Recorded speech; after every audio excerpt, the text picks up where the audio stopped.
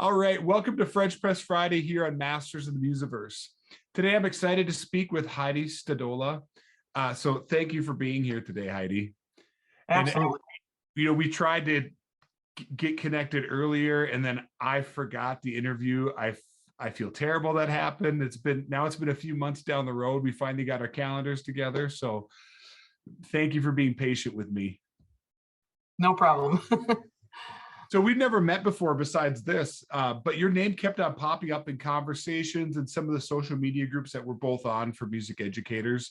And I just kept thinking, this is clearly a person I need to speak with. So I'm excited to talk to you today.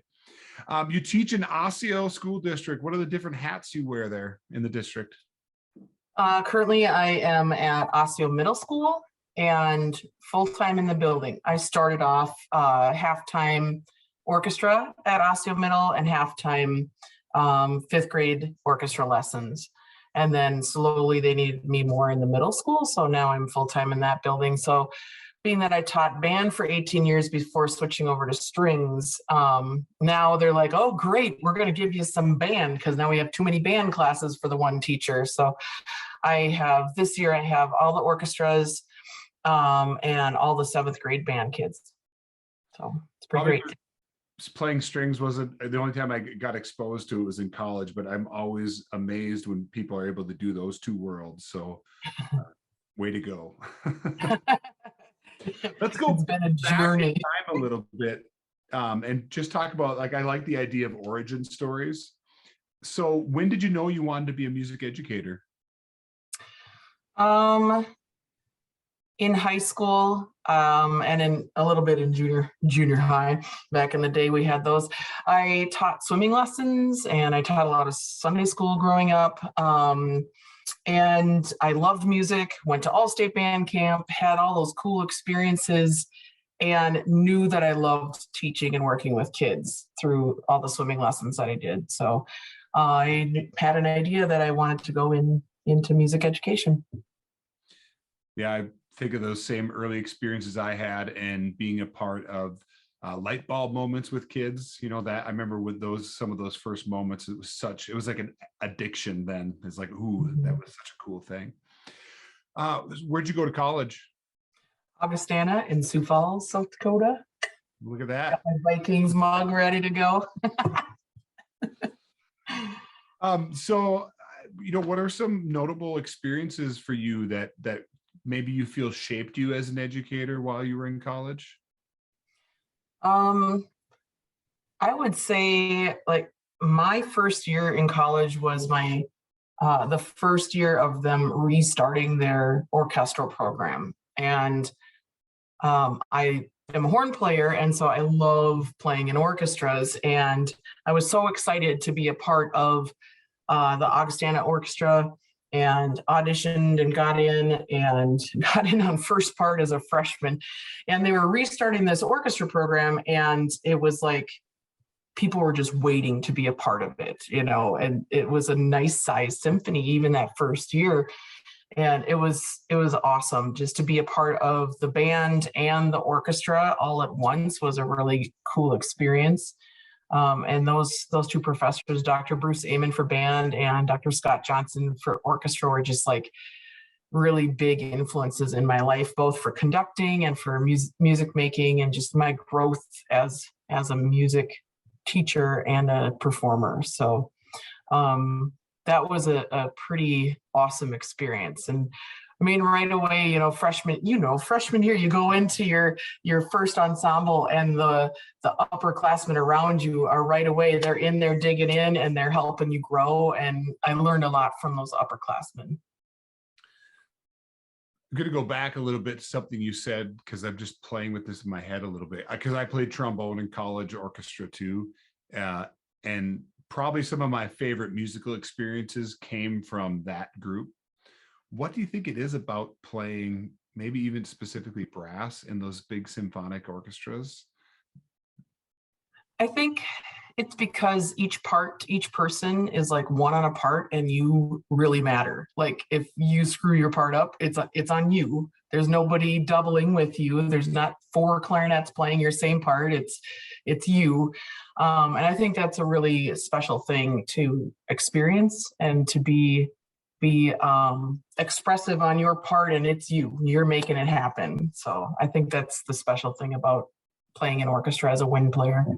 Yeah, I think you're right. Because right when you said that, I think about the stress that brought on and like the amount of time in the practice room on the orchestra music. I even had experience playing Pines of Rome. I think it was my first time sitting in the first chair, and I just about blacked out because I was so there's some great trombone lines in there, and I got so nervous beforehand. Yeah. But despite all that, loved it. Loved every experience playing an What orchestra. is it? Quiet City that has this horn solo that is just like high and out of the blue. And I had to play that freshman year, and I was like freaked out of my mind. So I get you. All right. So I always think this is an interesting thing to think about. If you can think back to like your first year of teaching, or maybe your first years, what's like one piece of advice you would go and give yourself? Because I think we get a lot of, as we get further down the road, I always think of, oh man, I wish I had known that, or I wish I had been better about this. Can you think of something you'd tell yourself? I would say go ask questions of your teacher mentors around you. It doesn't even matter if you don't know them yet. You go and you ask, hey, I have this thing going on in my class. What do you do for this? Because you don't know it all. You don't have all of your little tricks up your sleeve yet with classroom management and things like that. You just have to go ask, and you have to keep troubleshooting with the other teachers around you, because they'll know some ideas to try. They'll know those students sometimes, and they can be like, oh yeah, this works for this kid. So that would be my biggest thing, is go ask your teachers around you, the experienced people around you. Yeah. I think of being a good teacher as just being a really good thief, because I've stolen ideas from everybody around me. Nope. All right. So we're going to talk a little bit about your teaching now. I hope this question makes sense to you, because I do think about this for myself. What motivates you on a daily basis? You get up in the morning, you want to get to work. It's the students. I mean, I love seeing them grow. I love seeing all, like you said earlier, all those little light bulb moments. I love, I'm so driven to do well for them and to make sure they have what they need and can develop and grow in the ways that they need to grow. And, half the time, middle of the night, you're like, oh, I should do this. And you think of something and you write it down. Those types of weird things that happen, or you get up in the morning and you're getting ready and you're starting to think about your day. Oh, that's right. I need to grab this to help this kid succeed today. And I think that's my motivation, the students. I know a lot of teachers in other disciplines would feel like that too, because I think that's what drives most of us. But I think we have a unique thing because we oftentimes get to see the kids for 2, 3, maybe 4 years and build those relationships. Is that the way, like, do you have that kind of connection with the kids, longevity? Yeah, absolutely. Especially like in my situation, I have my orchestra students all 3 years, and I could have different band kids every year. And so I have to redevelop those new things, because it just depends on the year how the schedule functions. Like this year I happen to have all of the 7th grade band, so that's great. I can work all those 4 sections and work on them together, moving in the same direction. And some years, like I might have half the 8th grade band and the other teacher has half the 8th grade band, and we're having to coordinate a lot, and it's very interesting. We do a great job because we're on the same page, just philosophically. But I have to rebuild I have to build those fresh relationships right away with them. And I just try to be myself and be a little goofy. And, I am a middle school teacher. I have to be a little goofy, and I enjoy that. So yeah, I think those relationships are really important, both over year after year after year, especially with retention. But also, like, I have to step in and be that person's band teacher in the midst of their 3 years that they would have had with my colleagues. So it's a unique situation when it comes to those two different roles. Yeah, I think there's a really good nugget there for probably all teachers, but especially beginning teachers, that be yourself piece. And I think it takes us some time to figure out like what our self is in the teaching role. And it might trying some different things. But in the end, like I do feel like when I am true to myself, I am the kind of person I am with my friends. That's when I'm engaging and connecting with the students the most. Absolutely. Yeah. They can tell when you're fake. You know, we become very good actors when we're having a bad day, right? And we can fake it till we make it on a bad day where we're, you know, maybe we have some sort of painful issue going on in our physical body, or there's something happening at home. You know, we get good at getting through those things, but they'll see that too, and they'll say, "Hey, Miss Stodola, are you okay?" And I'll be able to say, "No, I'm in a lot of pain today. My back went out last night," or what, you know. They're they know when you're faking it, and they appreciate it when you put on, you know, the good face when you're having a hard day, but they know. Yeah. So I think being yourself is a spectacular thing to just keep in mind. And I think too, when it's appropriate, sharing that pain, whether it's, you know, physical or even emotional sometimes, because I will express that to my students, like, I'm going through a tough bout. What gets me through is my job, my family, and music. Like those are my coping mechanisms for getting through this bad time. So we're in fall 2021 for anybody that might be looking at this in the future. And this is a pretty common question to ask. What does school look like for you right now? Because it wasn't that long ago that we were distance learning, we were hybrid learning. So what is your school model right now? What are you doing? We are full in person every day. And we are fully masked, K through 12. Our community numbers in our area are fairly high, and so the district decided to do masking for K through 12, all staff, all visitors, all students, no matter what. They'll revisit that at the end of the trimester around December 6th or 8th or whatever, where they'll decide like, okay, are we going to keep this for another trimester, or are we going to have it be, you know, masking through that age group that hasn't been vaccinated yet. So I'm really glad because we have not had the widespread outbreaks. I do have some students who have tested positive for COVID and they're out. You know, they email me and say, "Hey, I tested positive. I'm out for a couple weeks. You know, how do I keep up?" And you know, we have cases. It's just not, I mean, just think if we weren't masking how widespread it would be. So I'm very thankful that we did K through 12 masking. So a lot of programs struggled last year. I think even the ones that succeeded struggled a lot. And so I'm kind of curious about the struggles, and you can talk about this as, you know, in depth as you want, the struggles you had last year, how you got through them, and what it looks like now a year later. Is that like going to be 20 minutes all by itself? No, I'll be able to recap pretty well. Struggles last year. I mean, the hardest thing was that pocket of students that just sort of disappeared when we did distance learning. You know, we had a handful of kids. Some people had more students disappear than others. You know, they just sort of had a hard time getting on. You know, they had situations at home that weren't great. And so you tried to have as much asynchronous stuff available for them as you could.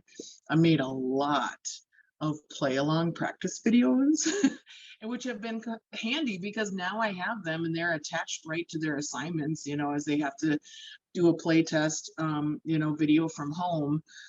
There's a practice play along video hooked right into it. I just have the links right in the assignments, and that's been really a good outcome from that. I just tried to make it so my students had somebody to practice with every day. When I met with them online, you know, it was, okay, let's get tuned up. Who's having troubles? And, check your A string. Does it sound like mine? Teaching sixth graders to tune their pegs. Oh, that was fun. But we all learned a lot, and I was very thankful that I had taught them a little bit before we went full online, because they knew at least the basics. But just functioning with that was tough with the younger ones. But man, the students they worked so hard, and it was all about individual skill development, because of course you couldn't play together. And then the kids that we lost across our district, we figured out that it was last year's sixth graders that never got a true sense of what it meant to play as an ensemble until April. And they had already done all their registration. And so we lost a large chunk of the sixth graders. I mean, normally you lose some, but I mean, it was more significant. It wasn't half or anything like that, but it was a lot, 30-40%, depending on the school building. And they hadn't had that sense of what it meant to play as a group yet. And the end of the school year, they had so much fun playing together, because April and May we were full in person, and then a few of them came back, but so many of them just can't manage that at that age very well. Like, how do I go and request a change? How do I do that? And so they I think they feel like they're stuck. The same thing happened for our high schools, where the high schools saw a drop in what they normally would have kept from ninth grade into 10th grade. They lost numbers from last year's ninth graders because they didn't get to experience the normal high school year that they would have experienced. So they lost that because they didn't have that ensemble community. Yeah. So both the social aspect of being in an ensemble and communicating with each other, to that, and the social aspect of making music together. It was so hard to I mean, I'll say it was impossible to generate that distance. At least it felt like that to me. You could do some things, but it just wasn't the same. Yep. So what has that caused this year to look like? Did you do some things to try to pull some of those kids back in? It was just time to move on. We're a little tight on if we can do that. If a kid or their family came to you or to the counselor's office on their own, then you could help them get their schedule rearranged. But we can't just go and say, hey, you should still be in this. Like, they're a little tight on that. So I had a few kids who jumped back in each grade level. I had a few kids who were planning to go distance learning, because we now have an online school available, which is a dream that our district has had for a while, and the pandemic sort of made it happen. So I have a few kids who were thinking they were going to be full online this year that came back, things like that. The thing that I tried, I'm sorry, like at a loss for words. And the thing that I tried to do differently this year was, I realized that they didn't have the same types of like ensemble etiquette that they normally would have. So we worked from the beginning, we did like a team goal setting thing. Really, it was, let's set the classroom norms and expectations, right? What are our rules? But I let them do it, even though they kind of came to the same ones that I wanted. But it was very guided, and there were 4 steps to it. So the first thing was it was like a little worksheet. So they had to sit and write about, like, what do they want to see orchestra or band, depending on the class, right? What do they want to see it be like every day? How are students going to act? What are they going to feel? What are they going to hear? What are they going to see? How am I going to be as a teacher? And so they had to write about that first. And then they got into small groups of like 4-ish, and they talked about it, and they talked about the top 3 things that they wanted to see orchestra or band be like. And then they had a second section of like what is the teacher's role to support you in doing that? And then the final thing was each group shared out. So they had to have somebody be the share person. And I just sat there with a Google Doc up on the screen, the big display, and I sat and typed what they were saying. And every time something repeated, I just put an X next to that thing. And we found what our big goals were for how we were going to be every day, how we were going to help each other or act towards each other, and what's going to make our group function well. And it was really fun because we came up with a really great set of expectations for each other. Don't feel like you have to go through all of them, but what were some of the things the kids really wanted to have, like hold themselves accountable to? We have the Oriole Way in Osseo Middle School, and it's respectful. And now I'm going to forget them, right? Respectful and resourceful. And there's another one. That's so funny. But there's 3 categories, right? So okay. We figured out that all these items sort of fit in these different ones. And then we had a 4th category that came up in every single class, in almost every single group, and that was have fun. So we made a 4th category that was like, we haven't tweaked it perfectly yet. We're going to make posters when I'll make posters when we figure it out. But the enjoyment category, like we're going to have fun and we're going to be positive every day, right? So that was kind of neat. And then my role that came up was like, they want me to be helpful. They want me to give lots of examples. They want me to just have fun, right? Have fun along with them. So that fun word came up over and over again. That was huge. But things like, having your materials, getting ready right away in class, not messing around, and following the attention cue is the only thing I can think of. But I raise my hand and the kids all raise their hands and stop playing. And then I don't have to try to holler for them. Things like that, just those functioning things. I told them to think about, as they're writing, because some of them look at you like, what do I write? I don't know what the right answer is. And I'm like, just think about, like, how does rehearsal go? How does the class period go? When you walk in, what should you do? And then after you're set up, then what happens when we work together? And then what happens at the end? And so they did a lot of like functional things in their goals. But then they talked about like focus, right? Try hard, try to listen to what the teacher says and put that into your playing. Like then they started thinking about musical growth, and then more ideas came, and it was a good discussion in each of the classes. That's awesome. I think I'm gonna start next year out like that, or maybe even incorporate it this year. I think that's such a student-driven way to start the year. Mm-hmm. And they came up with the same stuff I would have, but they bought into it because it was theirs and their wording.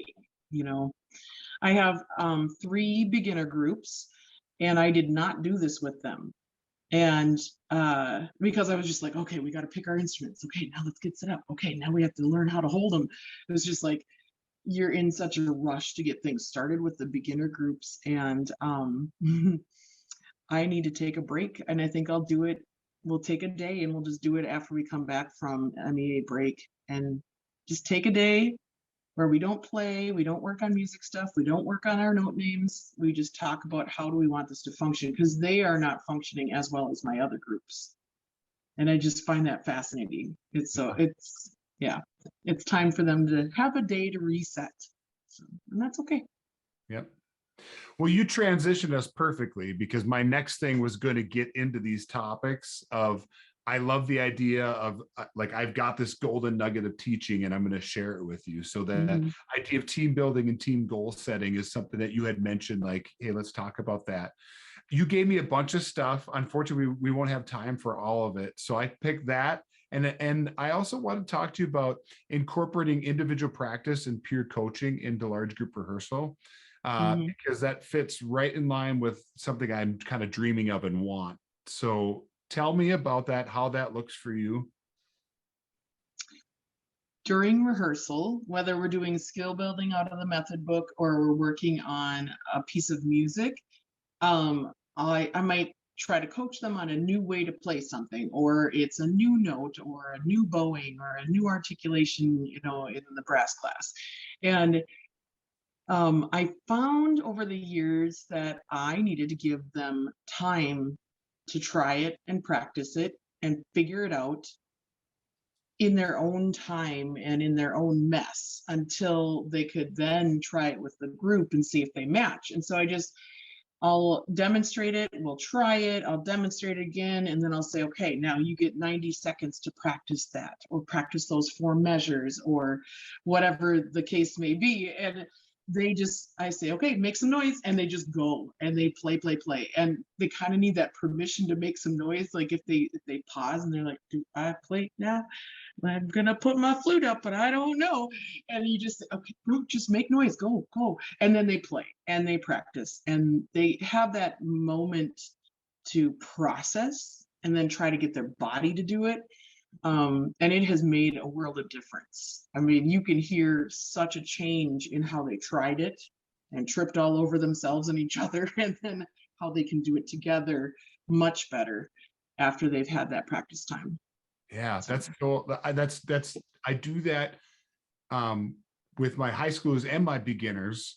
I call it minute to win it.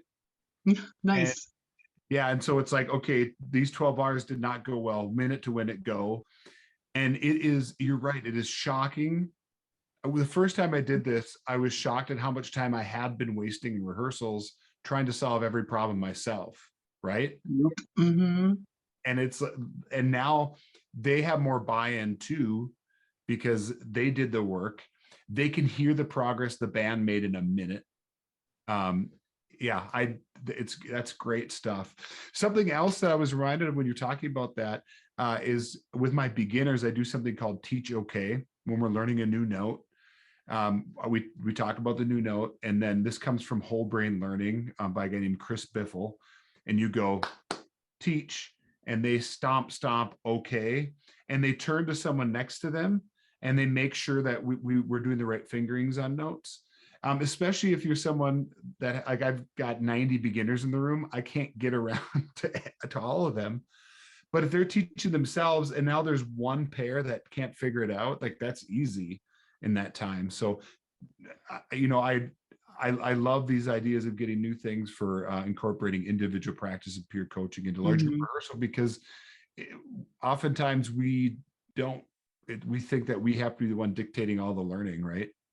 Right. Yeah, you're totally right. Like they need that time to process and coach each other. And I'm going to steal that cue. I think that's really cool. But yeah, what I do is I'll give them either 2 or 3 minutes, right, where they have to play like an upcoming play test, right? They have to play it with their stand partner. They have to play for each other and coach each other and help them with a fingering problem, or, oh, you slurred that, all 4 measures of that, and there are no slurs there, things like that, so that they can catch those things before they have to be evaluated. Because, you're right, you have this sea of children and you cannot hear everything that they are doing. To take that time to let them play for each other, and then they can hear each other and they can point out some of those things that, they'll learn better because they're having to help someone else, and they'll remember the things they need to do. But then those weird mistakes that nobody was catching because everyone was playing, they're being caught then. And then they can fix it before they have to, get their score and their grade, even though I allow retakes. It's just better if they can succeed better the first time. Yeah. Well, thank you for this conversation, because I've only really done that with my beginners. I don't know why I boxed it up and like this was something I do. So I like the idea with that Teach Okay. I think tomorrow my high schoolers are gonna get that, because they can work with each other. I don't know why I haven't done that before. Thank you so much for pushing me to do that. This might be an odd question, but I like this question. So let's pretend for whatever reason you're leaving your current job and someone new is coming in. What are you going to tell them about your students? I would tell them that my students want to work hard and they want to be pushed, but that you have to do it in a way that's supportive. You know, they want to bite into new and more difficult things and learn the cooler music because they can do more things. Yeah. So just because they're middle schoolers doesn't mean they can't bite into that next level of more difficult music. Yeah, that's great. Well, we have lots of other stuff we could talk about later. So I hope I can get you back on because Absolutely. I like rubrics too. You said you're a rubrics nerd. And I That's right. want to geek out with you a little bit. And lots of other things about literacy and theory, the practice videos that you've got for kids. So I'm going to get you back on sometime. But for now, Heidi, thank you so much for your time today. I'm glad we got to connect. Absolutely. Thank you. All right. Have a good day.